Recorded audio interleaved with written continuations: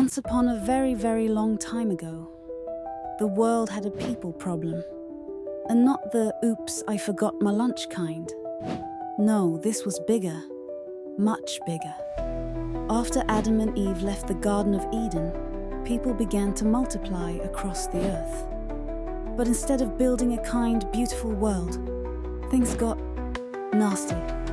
Stealing, lying, hurting each other, like villains in a movie who didn't even try to be good. God, who made the entire universe, looked down and sighed. A deep, thunder-like sigh. This is not good, he said. People had turned Earth into a mess. Violence ruled. Kindness had left town. And God's heart?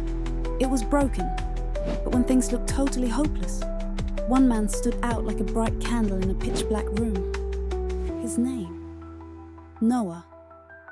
Noah wasn't a superhero. No cape, no laser eyes, no magic hammer. But he had something better. Faith. He walked with God, trusted him, and tried to do what was right, even when no one else did. So God said, "Noah, I've got a job for you. It's big, it's strange, it's very, very wet." And that's how the most famous boat-building project in history began. God said, "I'm going to flood the earth, wash it clean, start fresh. But you, Noah, will build an ark, a gigantic wooden boat. Bring your family and 2 of every kind of animal, male and female.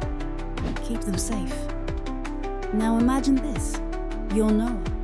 You've never seen a flood, let alone a boat bigger than a football field. And God wants you to build it in the middle of dry land. Noah didn't even say, "Wait, what?" He just nodded and got to work. Chop, saw, bang. Day after day, Noah and his sons, Shem, Ham, and Japheth, hammered, nailed, and sanded. They used gopher wood. Their ark had 3 decks, lots of rooms, a big door, and even a window at the top. People laughed. "Hey Noah, planning a cruise?" But Noah kept building. He trusted God.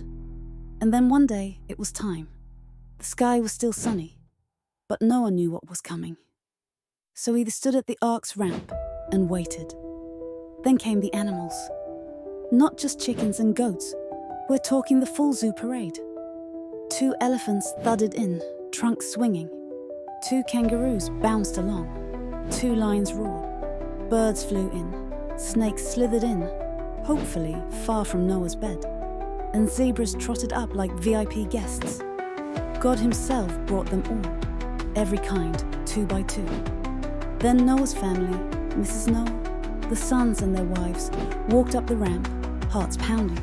And then, boom! God shut the door. First a rumble, then a drizzle.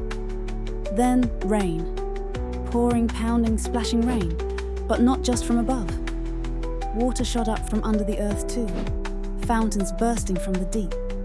It rained for 40 days and 40 nights. Streams became rivers, rivers became lakes, lakes swallowed towns, mountains disappeared underwater. But the ark, it floated, gently rocking like a leaf on a pond. Inside, Noah and his family waited, prayed, and fed a lot of animals. Imagine feeding bears, parrots, hippos, penguins, tigers every single day.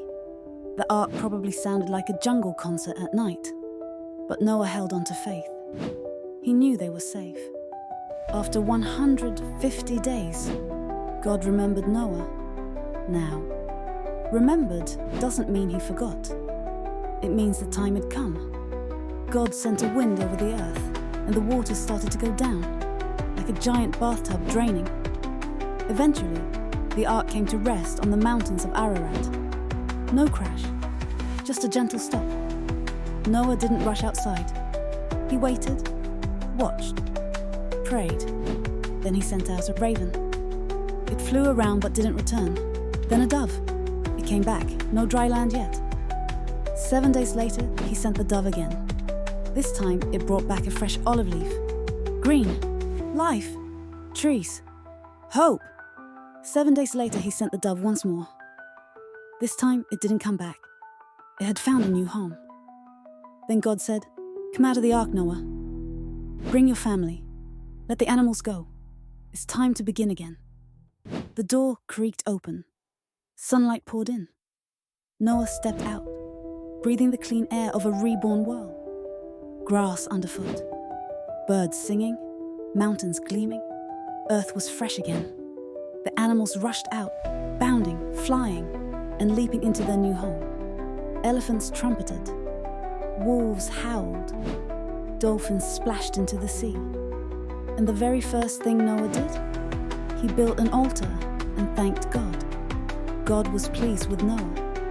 And right then, he made a promise, not just to Noah, but to everyone forever. Never again will I flood the earth.